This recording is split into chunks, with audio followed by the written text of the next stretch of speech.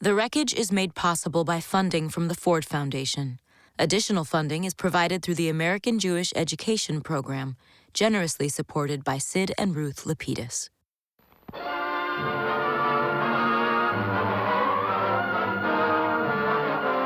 One of the greatest peacetime spy dramas in the nation's history reaches its climax as Julius Rosenberg and Morton Sobell, convicted of revealing atomic secrets to the Russians, enter the federal building in New York to hear their doom.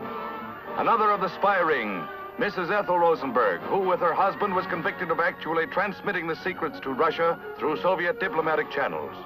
The ring was first uncovered following the arrest of Klaus Fuchs in England. David Greenglass, Mrs. Rosenberg's brother, confessed theft of the secrets while stationed at the Los Alamos Atomic Project. He later became the government's chief witness in the prosecution of Sobell and the Rosenbergs. It is a stern jurist they face in Judge Irving Kaufman. After administering a tongue lashing in which he charged them with the indirect death of thousands of men in Korea, he sentenced both Rosenbergs to death in the electric chair and Sobell to 30 years in prison. At the time these pictures were made, Greenglass still had to hear his fate.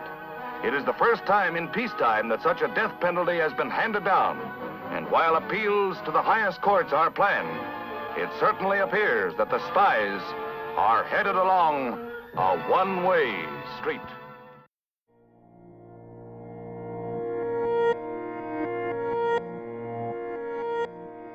On March 6, 1951, more than 300 prospective jurors were crowded into courtroom 110 at the Foley Square Courthouse in Lower Manhattan. Because of the nature of the case, espionage with the possibility for the death penalty, a record number were recruited for the jury pool. 12 were chosen, and were later described by Esquire magazine as, quote, 11 men and 1 woman who had 3 things in common. They were all willing to serve, they were in favor of capital punishment, and not one was Jewish. The morning of the trial, Julius Rosenberg, his wife Ethel, and Morton Sobell filed into the courthouse, flanked by defense attorneys Emanuel H. Block and Marshall Perlin. The trio stood accused of what FBI Director J. Edgar Hoover called the crime of the century, conspiring to commit espionage for the Soviet Union and providing classified information about nuclear weapons, radar, sonar, and jet propulsion engines. The 3-week trial, which was prosecuted by Irving Sapol and Roy Cohn and presided over by Judge Irving Robert Kaufman, captured international attention. From the American Jewish Historical Society, this is The Wreckage, American Subversives. I'm your host, Rebecca Naomi Jones. Welcome to the sentencing of the defendants. Our story begins with an atomic conspiracy. Morton Sobell, the principal in America's first atomic spy trial, leaves New York's federal court. An electronics expert, he's accused with Julius Rosenberg, electrical engineer, of conspiring to give Russia vital secrets of the atom bomb. Rosenberg's wife is also accused of complicity in the plot against the country's security.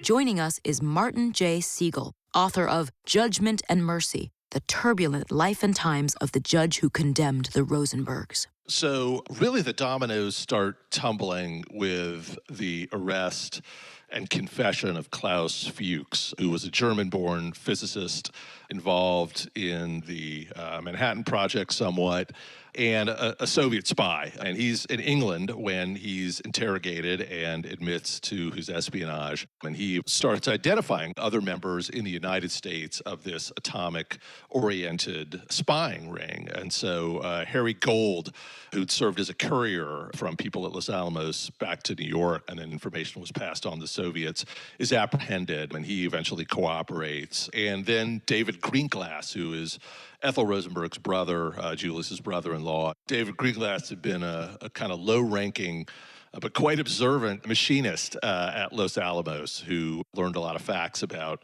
what was going on in the American project, and most famously, as it would be revealed in the Rosenberg trial, created a sketch of the lens mold, which is one component of the atomic bomb, but provided other information to the sort of what was going on, generally names of scientists, things like that. David Greenglass is also arrested, and he begins cooperating with authorities, and he leads them to Julius, who's arrested shortly after in 1950.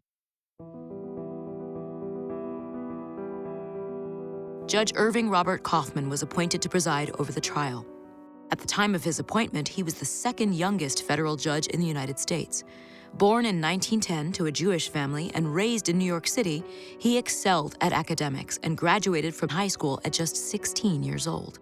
He enrolled at Fordham University, where his straight A's in the required Catholic theology courses earned him the nickname Pope Kaufman. He graduated from their law program in 1931. That was the only part of his kind of upbringing and rise that differentiated him a little bit from the typical Jewish story. So many New York Jews went to the City College of New York because it was free and also provided a great education. Kaufman went to Fordham because his older brother had gone to Fordham. His older brother had gone to Fordham because he wanted to go on to med school, and he thought being another Jewish applicant from CCNY wouldn't look good to medical school, so he wanted to do something different. He went to the Jesuit institution of Fordham, and Irving followed him, and Kaufman completed a 5-year, sort of interesting 5-year program, combined 2 years of college and 3 years of law school. And it was at a place called downtown Fordham, so it wasn't up in the Bronx. Fordham's main campus was. Fordham was running a program out of the Woolworth building that was intended to cater to kids in the city. And a lot of non-Catholics, not the typical kind of Irish Catholic kids who went to Fordham in the Bronx, went to downtown Fordham. A lot of women, some African Americans, people of just all kinds who were, filling up the schools and the streets of New York City. And Kaufman was one of them. A lot of Jewish kids went there. And it just provided a really broad sort of exposure to every slice of life in New York. Kaufman's appointment to the Rosenberg case was no accident. A politically minded and ambitious jurist, he was adept at working the levers of power behind the scenes to get what he wanted. There's an interesting story about that just from his beginnings in life. Because he was such a precocious student and went through school so quickly, he graduated law school at age 20 before he was old enough to take the New York bar. But instead of just sitting around and occupying himself for a few months, he tried to go around that rule with a family connection to the chief judge in the New York state system to try to have the rule waived in his case. And the chief judge told him to slow down. A few months wait wouldn't kill him, and refused to make the change. That might have been the last time that Kaufman wanted to kind of evade a rule that was in his way, and he didn't succeed. So it's kind of analogous to how he ended up getting the Rosenberg trial. He wanted that trial badly because he saw its possibilities for putting him on the front page and for advancing his career. In addition to motivations around advancing his career and reputation, Kaufman was drawn to the case as one of the most staunchly anti-communist jurists to serve on the federal bench, views that dated back to his education at Fordham. Early in his career, he was mentored by Hoover and Attorney General Tom Clark. Hoover especially, of course, was obsessed with, Red subversion in the United States, and he had been ever since the first Red Scare, which he'd taken a part in 1919, 1920. So, Hoover is a kind of influence on Kaufman as well. By 1949, when Kaufman's appointed, the Truman administration itself is trying to weed out communists in the federal government. Tom Clark is leading that effort as Attorney General. So I think all of those were influences on Kaufman and led him to be sort of even more harshly anti-communist than some others might have been. So the trial gets underway in March of 1951, and it's really just a disaster for the Rosenbergs from beginning to end. Their lawyers were not really seasoned criminal defense lawyers. They had Communist Party lawyers. And there was a suspicion all along, and this was really echoed to me from Ben's law clerk who sat there and watched every day of trial, that the party almost wanted them to lose so there would be martyrs for the communist cause. And the lawyers who defended the Rosenbergs at trial were not terribly competent. And in their defense, they didn't have much to work with. They didn't really understand the charges. When they tried to get scientists or other technical assistants to kind of help them sort of grapple with what this evidence meant and what their clients were accused of doing, almost no one agreed to cooperate with them. So they were sort of on an island. One of the junior defense lawyers in the team said later that they would walk down the street and near the courthouse, and lawyers and friends they knew would literally cross the street to avoid them. And this is part of the climate of McCarthyism. Nobody wanted to be associated with lawyers who were assumed to be communists because they were defending these assumed communists charged with espionage. So case does not unfold very well for the Rosenbergs. On April 5th, 1951, Julius and Ethel Rosenberg were sentenced to death under the Espionage Act of 1917. Their co-defendant, Morton Sobell, was sentenced to 30 years in prison. When they were issued in 1951, the death sentences were pretty widely popular. I mean, they're lauded on editorial pages. Kaufman is referred to as a sort of national hero because he'd resisted this pressure from, what's thought to be international communism and death threats he'd gotten. And they take a poll, there's a Gallup poll that's done in early 1953, so this is now many months after the sentence. And, the death sentences are widely supported by the public. After a series of investigative pieces were published in the National Guardian, a left-wing independent weekly, calls for clemency began in earnest. The paper had become known for its opposition to the Korean War and became deeply entrenched in defense efforts for the Rosenbergs, accused spy Alger Hiss, and the Hollywood 10. This move for clemency gets started slowly, and it's a kind of small group at first with some people in New York, just 100 or so, who kind of organize themselves after an article is written about the case, a critical article by some left-leaning journalists is written about the case. That kind of kickstarts a movement to clemency, but it builds slowly. But it begins to gather force with, as I said, some isolated criticism in the Jewish world. Again, I don't think that was the majority view among American Jews, but there's a couple of people here and there, some rabbis, as I say, in the Yiddish newspaper, a couple of Yiddish newspapers in New York criticized the sentences. And ever so gradually, in 1951 and the beginning of 1952, this movement begins to build. They form chapters in different cities. They begin writing articles and writing their elected officials. And it does have some celebrity support. The campaign for clemency found support from a number of high-profile artists, writers, scientists, and other public figures, including Pablo Picasso, Albert Einstein, and National Guardian writer William A. Rubin, who started the National Committee to Secure Justice in the Rosenberg case with friends, operating the group out of his Manhattan apartment. Supporters for Sobell formed the Committee to Free Morton Sobell, and the groups found support nationwide, with regional chapters popping up as far as California. The movement for clemency also began to build support in Europe, and protests over the Rosenberg sentencing reached as far as Queen Elizabeth's coronation. There are protests in Paris, there are protests in Rome. More and more articles are written about it. Eventually, a couple of newspapers come out in favor. And a lot of them, the campaign kind of had a couple of different strands. Some people who are left-leaning or just otherwise persuaded by a couple of the articles come to believe that the evidence against the Rosenbergs hadn't been strong enough, that they'd been framed. But most people who support clemency don't really believe that, but they come to see the sentences as extreme. Some people say, look, this is just going to be communist propaganda when these people are executed. Over the 2 years they were incarcerated at the death house at Sing Sing prison, Julius and Ethel wrote letters to each other, as well as to their young sons. If you read them, they're very consciously, it's sort of clear that the Rosenbergs knew they would be for public consumption, so they're kind of a mix of political ideology and also loving comments to one another. And of course, they're steadfastly maintaining their innocence. So those letters have an effect. And gradually, more and more people come to support clemency. Most of them thinking the Rosenbergs are probably guilty, but also thinking these sentences don't really do America any favors and they're too extreme and they're going to make us look bad in the eyes of the world. Maybe the government didn't prove how important this atomic information was, for example. And so by the time the executions are approaching in the spring of 1953, there really are a lot of demonstrations. There are thousands of people who gather in New York at demonstrations. There are people picketing the White House, and this holds true right up until the actual executions in June of 1953. So it becomes quite, on the eve of the executions and when they're carried out, it's quite controversial. By then, also, Kaufman's under a daily barrage of death threats, and his chambers is being inundated with hostile letters. The FBI, he's under guard. He and his family are under guard day and night by the FBI. They're living in his apartment. Eventually, his family has to flee the apartment and go to Connecticut to the home of a friend. So it's quite traumatic for Kaufman and his family as well. Julius and Ethel Rosenberg will die in the electric chair at Sing Sing prison tonight. Warden Deno said earlier that the executions would begin at 8 p.m. daylight time. That's within the next 15 minutes. We're told that the President and Attorney General Brownell are standing by in the event the Rosenbergs want to make a clean breast of it. Federal Judge Kaufman, who sentenced the couple to death, is still in his chambers to deal with any possible last-minute developments. On Friday, June 19th, just after 8 p.m., Julius and Ethel Rosenberg were executed.